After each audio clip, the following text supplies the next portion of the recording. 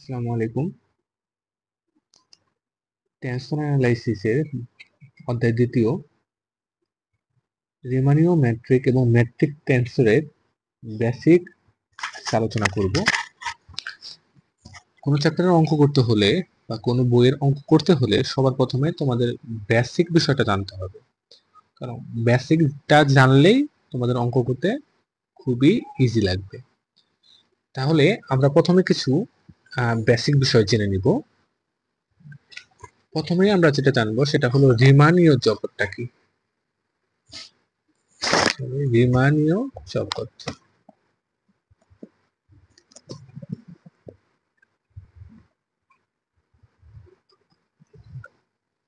তাহলে রিমানীয় জগৎটা হলো এমন একটা গাণিতিক কাঠামো।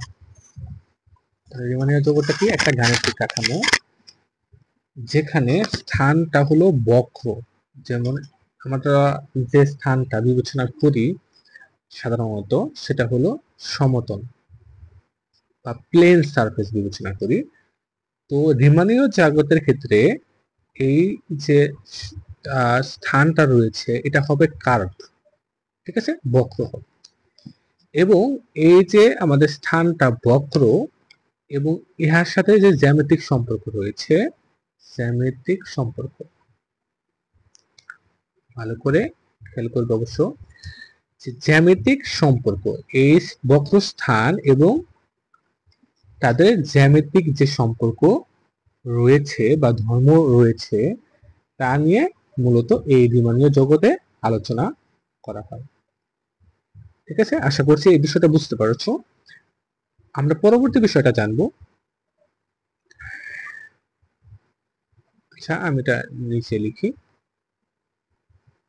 ওকে, পরবর্তী বিষয়টা হলো মৌলিক টেন্সর। জিনিসটা কি? মৌলিক টেন্সর, মৌলিক টেন্সর। তাহলে এটা বুঝতে হলে আমাদের অনেক মানে আগে থেকে শুরু করতে হবে। তো আমরা প্রথম থেকেই শুরু করি। মনে করো আমাদের একটা কার্তেশীয় স্থানাঙ্ক রয়েছে। এইটা হলো আমাদের কার্তেশীয় স্থানাঙ্ক। এখানে একটা পয়েন্ট রয়েছে। তো এই পয়েন্টের স্থানাঙ্ক এক্স ওয়াই, এক্স কমা ওয়াই কমা জেড। ঠিক আছে। আচ্ছা, এটা আমি একটু স্মুথ করে নিচ্ছি আরো। আচ্ছা থাক, এটা এরকমই থাক। ঠিক আছে, তাহলে এটার স্থানাঙ্ক হলো কত? এক্স কমা ওয়াই কমা জেড। তো এটার নিকটবর্তী আমরা একটা পয়েন্ট বিবেচনা করি। এই পয়েন্টটা মনে করো এখানে, এই পয়েন্টটা হলো এখানে। এটার স্থানাঙ্ক হবে এক্স প্লাস ক্ষুদ্র দূরত্ব, অতি ক্ষুদ্র দূরত্ব। তাহলে এটা বোঝানোর জন্য আমরা ধরে নিলাম এক্স প্লাস ডিএক্স, এটা হবে ওয়াই প্লাস ডিওয়াই কমা জেড প্লাস ডিজেড। ঠিক আছে, তাহলে এইভাবে বিবেচনা করে নাও। তাহলে এইটুকুর মধ্যবর্তী দূরত্ব এটাকে আমরা প্রকাশ করি ডিএস দ্বারা। তো তাই হয়, তাহলে এটা দূরত্বটা কি হবে? এটা দূরত্ব হবে DS, DS square is equal to D X square plus D Y square plus D Z square. এটা হলো কার্তেশীয় স্থানাঙ্কের ক্ষেত্রে, কিন্তু খুবই ভালো করে মাথায় রাখো এটা কিন্তু কার্তেশীয় স্থানাঙ্কের ক্ষেত্রে। তাহলে দূরত্বটা হবে DS square equal to D X square plus D Y square plus D Z square. এটা এই ক্ষুদ্রতম দূরত্বটুকু বোঝাচ্ছে হলো ডিএস। এখন এটা যদি অন্য একটা স্থানাঙ্ক হইতো, বক্র স্থানাঙ্কের ক্ষেত্রে বা তির্যক বক্র স্থানাঙ্কের ক্ষেত্রে, সেক্ষেত্রে আমাদের বিষয়টা কি দাঁড়াইতো আমরা সেটা এখন দেখব। তাহলে সেক্ষেত্রেও আমরা আমরা স্থানাঙ্কগুলো ধরে নিই যে মানে বক্রের ক্ষেত্রে বা কার্ভ সারফেসের ক্ষেত্রে আমরা যদি বিবেচনা করি, যেহেতু এটা ত্রিমাত্রিক হবে, তাহলে আমাদের তিনটা স্থানাঙ্ক নিয়ে নেব। ইউবি ডব্লিউ, এটা আমাদের একটা স্থানাঙ্ক, এবং এর নিকটবর্তী আরেকটা স্থানাঙ্ক আমরা ধরে নিলাম, সেটা হলো কি ইউ প্লাস ডিইউ। এটা হবে তাহলে কি হবে? বি প্লাস ডিবি প্লাস এটা হবে ডব্লিউ প্লাস ডি ডব্লিউ। যদি তাই হয় তাহলে এদের মধ্যবর্তী দূরত্ব হবে D S square is equal to, এটাকে আমরা লিখবো A D U square plus B D V square plus C D W square plus 2f dv dw plus 2z dw du plus 2h du dv। এটা হলো আমাদের সূত্র। তো এটা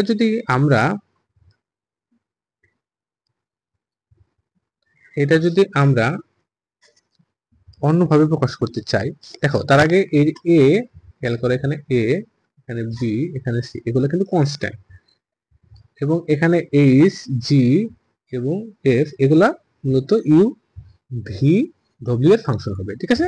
F G এবং এইচ এটা হলো function, R A B C এগুলো হলো কিন্তু কনস্ট্যান্ট। তাহলে এটাকে আমরা অন্যভাবে লিখতে হলে আমরা কিভাবে লিখতে পারি?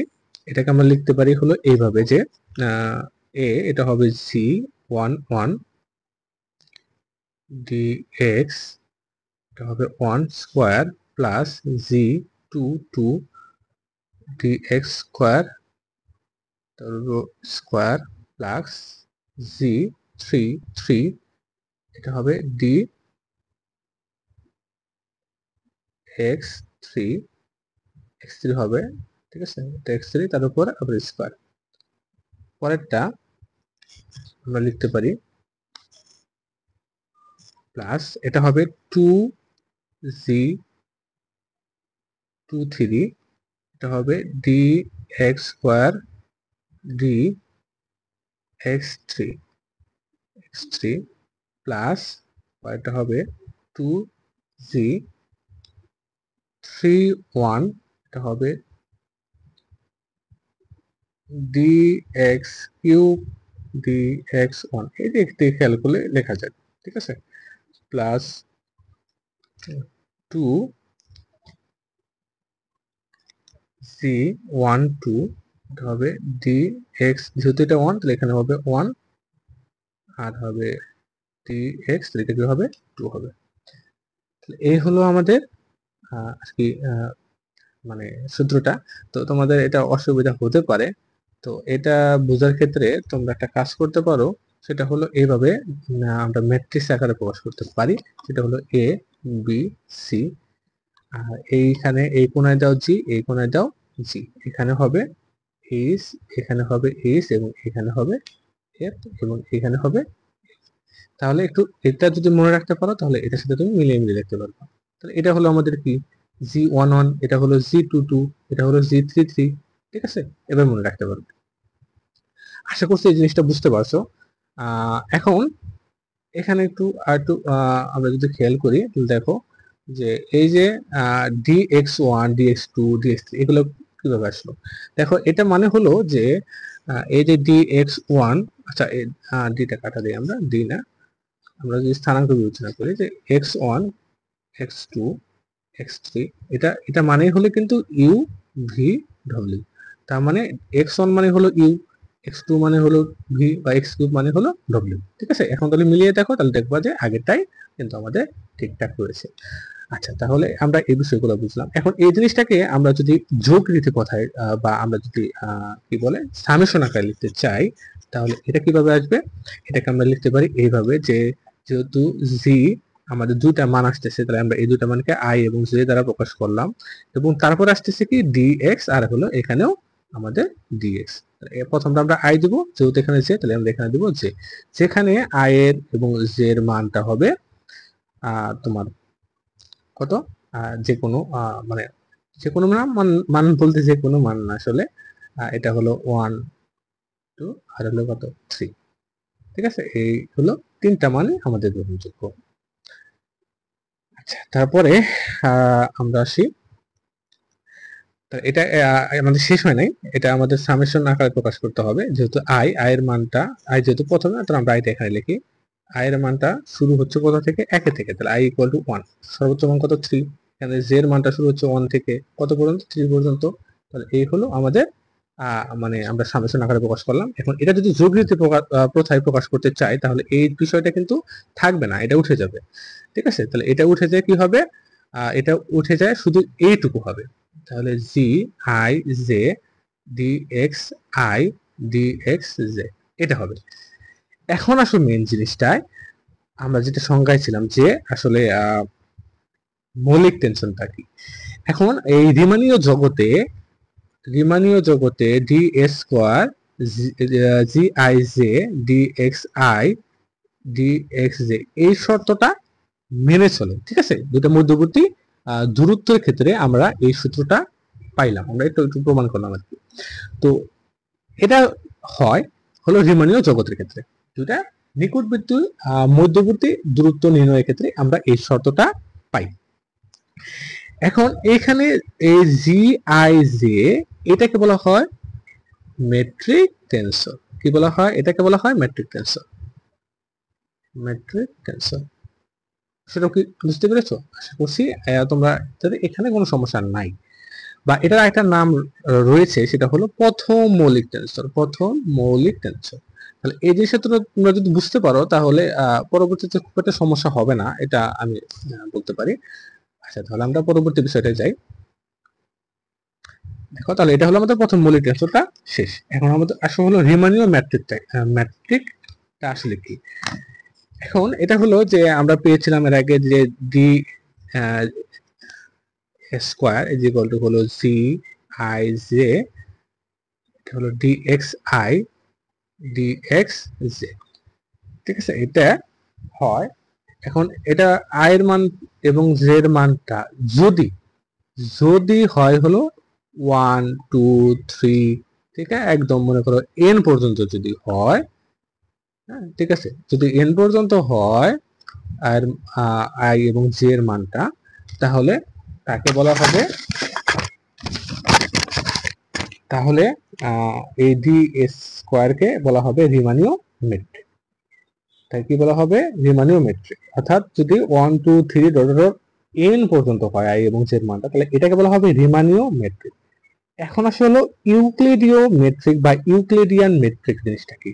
সেম জিনিস, এখানে শুধু আই এবং জে এর মানটা যদি কত পর্যন্ত হয়, 1 2 3 পর্যন্ত হয়, সেম ভাবে লিখবে যে D X square G I J D x I D x J সমান সমান, মানে এটা যদি হয় এবং আই জে এর মান যদি 1 2 3 এর মধ্যে সীমাবদ্ধ থাকে, তাহলে এটাকে বলা হবে রিমানীয় ইউক্লিডিয়ান মেট্রিক, যেটা আমরা আগে কিন্তু এটা শিখে ফেলেছি।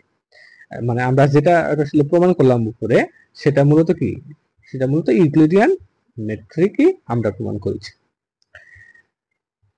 ঠিক আছে, তাহলে আমরা কার্টেসীয় স্থানাঙ্কের ক্ষেত্রে আমাদের যে ইউক্লিডিয়ান মেট্রিক সেটা আমরা বিবেচনা করেছি। এখন তারপরে আসো আমাদের গুরুত্বপূর্ণ কিছু সূত্র, সেটা হলো আমরা প্রথম দেখবো হলো বেলনাকার বা সিলিন্ড্রিক্যাল স্থানাঙ্কের ক্ষেত্রে আমাদের এই যে যেটা ইউক্লিডিয়ান মেট্রিক্স বা দূরত্ব, এটা নির্ণয়টা কি হবে? ক্ষুদ্রতম দূরত্ব সেটা হবে যে D A square D rho square plus rho square D phi square plus হলো ডি জেড স্কোয়ার। এটা কিন্তু বেলনাকার স্থানাঙ্কের ক্ষেত্রে। ঠিক আছে, যেখানে x1 x2 এবং x3 এটার মানটা হবে এটা মূলত রো ফাই এবং কি জেড এর মধ্যে, অর্থাৎ x1 মানে হলো রো, x2 মানে হলো ফাই এবং x3 মানে কিন্তু জেড। পরবর্তীতে আসা হলো গোলকীয় স্থানাঙ্কের ক্ষেত্রে, এগুলো কিন্তু সূত্র লাগবে পরবর্তীতে, একটু মাথায় রেখো। তাহলে গোলকীয় স্থানাঙ্কের ক্ষেত্রে ডি স্কোয়ার ইকুয়াল টু, এটা হবে D R square plus R square D, এটা হলো theta square, R square theta square plus R square sine square theta theta into D phi square. এই হলো আমাদের গোলকীয় স্থানাঙ্কের ক্ষেত্রে এটা। ঠিক আছে, এখন এখানে হলো x1 x2 এবং x3, এটা মানে হলো আর থিটা আর কি ফাই, অর্থাৎ x1 মানে হলো আর, x2 মানে হলো থিটা এবং এক্স কিউব মানে হলো কিন্তু ফাই। তাহলে আমরা সূত্রগুলো একটু মনে রাখবো। এখন তারপরে আসো ইউক্লিডের ম্যাট্রিক আমরা শিখে ফেলেছি কনজুগেটেড ম্যাট্রিক কাকে বলে। কনজুগেটেড ম্যাট্রিক মনে করো যে জি লিখি জি আই যে এটা আমরা জানি যে এটা হলো কোভেরিয়েন্ট টেনসর, দুই ক্রমের বা দুই মাত্রার কোভেরিয়েন্ট টেনসর। তাহলে এটার কনজুগেটেড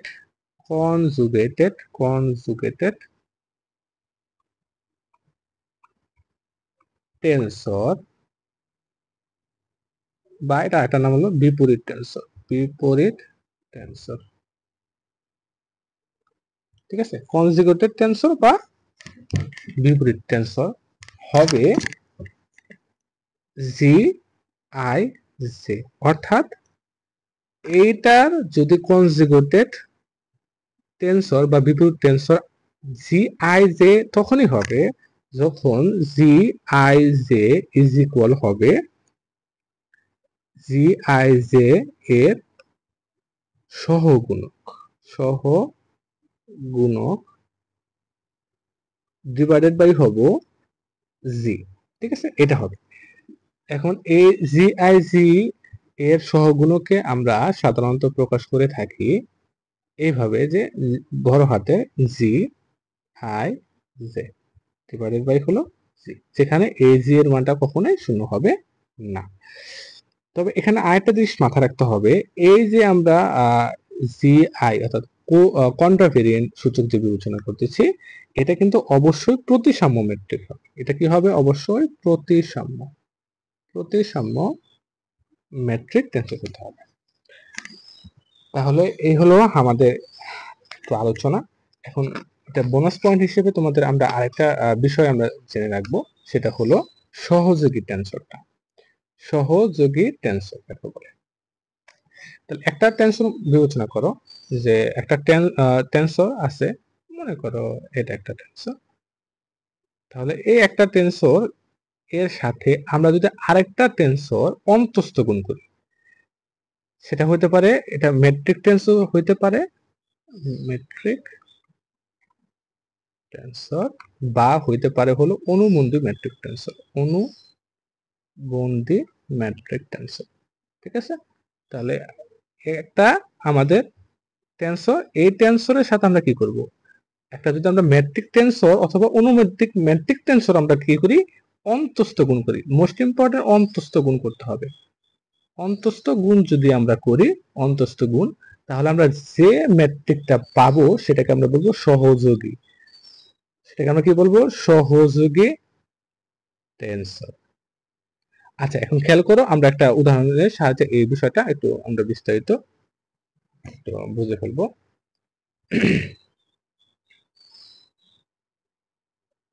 আচ্ছা, আমরা একটা উদাহরণটা খেয়াল করব যে সহযোগী ম্যাট্রিক টেনসর কোনটা আসলে। মনে করো যে জি পি আর রয়েছে এবং মনে করো আছে এখানে ডেল্টা আর এবং এখানে আছে মনে করো কিউ। আচ্ছা, তাহলে এখানে দেখো আমরা কি লিখতে পারি, এই আর এবং এ আর ব্যানিশ হয়ে যায় যখন আমরা অন্তস্থ গুণন করি, উপরে এমন নিচেরটা কি হয়ে যায়, ব্যানিশ হয়ে যায়, এবং বাকি যেগুলো থাকে সেগুলো আমরা সাধারণভাবে গুণ করে ফেলি। যেমন এখানে পাওয়ার অন আছে, এখানে মনে করো পাওয়ার অন আছে, অন গুণ করলে ওয়ান, এটা লেখার প্রয়োজন নেই। আর এই পি আর কিউ গুণ করলে হয়ে যায় পি কিউ। তাহলে এখানে খেয়াল করো, এই যে দুইটা টেনসর আমরা গুণ করে এই টেনসরটা পাইলাম, সেজন্য এই টেনসরটাকে বলা হবে সহযোগী টেনসর। কি বলা হবে? সহযোগী টেনসর। আশা করছি এই জিনিসগুলো তোমরা বুঝতে পেরেছো। এটা হলো এই চ্যাপ্টারের মৌলিক যে বিষয়গুলো। তো তোমরা অবশ্যই কমেন্ট করে জানাবে তোমাদের কোনোটায় আরো কোনো সমস্যা আছে কিনা। আমরা এর পরবর্তী থেকে আমাদের যে থিওরেম এবং উদাহরণগুলো রয়েছে সেগুলা সম্পর্কে আমরা আলোচনা করব। তো অবশ্যই তোমরা লাইক কমেন্ট করে চ্যানেলটির সাথে থাকবে। আজকে এই পর্যন্তই। তোমাদের সবার সুস্বাস্থ্য কামনা করে আমি আজকে এখানে ভিডিওগুলো শেষ করছি। ধন্যবাদ।